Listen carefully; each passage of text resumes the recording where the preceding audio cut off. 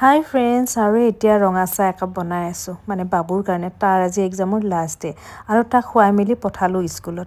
তাৰপিছত এয়া দেখিছেনে, ৰাতিপুৱা ৰ'দভাগ অকণমান লগাইছোঁ আৰু এইখিনি মোৰ নিত্য কাম। ইফালে দেখিছে পূৰা একদম এক্সাৰচাইজ, মই যিমানখিনি জানো।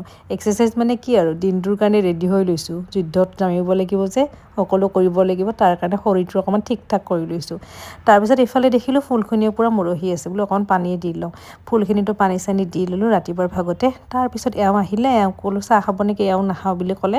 ময়ে নিজৰ কাৰণে একাপ ৰঙা চাহ কৰিলোঁ আৰু আজি ৰ'দ লগাই লগাই খালোঁ, কাৰণ ডিঙিটো ইমান খেচখেচাই আছে মোৰ, দেখিছেনে বাৰে বাৰে লাৰি আছোঁ। চৰ্দি লাগিছে, মানে গল চল পূৰা শুকাই আছে কিবা। সেইকাৰণে ৰঙা চাহ একাপ কৰি এনেকৈ আজি ৰ'দ পুৱাই খালোঁ। তাৰপিছত ভাতৰ যোগাৰ কৰিলোঁ, ইফালে নেচেৰা ভাজি, অমিতা আজি দুবিধ বস্তুৱে বনালোঁ। অমিতা ভাজি বনালোঁ মটৰৰ সৈতে, অমিতাৰ খাৰো বনালোঁ। এইফালে মুখত আজি এটা ঘৰুৱা পদ্ধতি লগালোঁ, কাৰণ এইবিলাক মই কৰি থাকোঁ কিবা কিবি, হালধি চালধি কিবা কিবি লগাই থাকোঁ। কিবা হওক নহওক লগাই দেখোন ভাল লাগে লগোৱাৰ পিছত।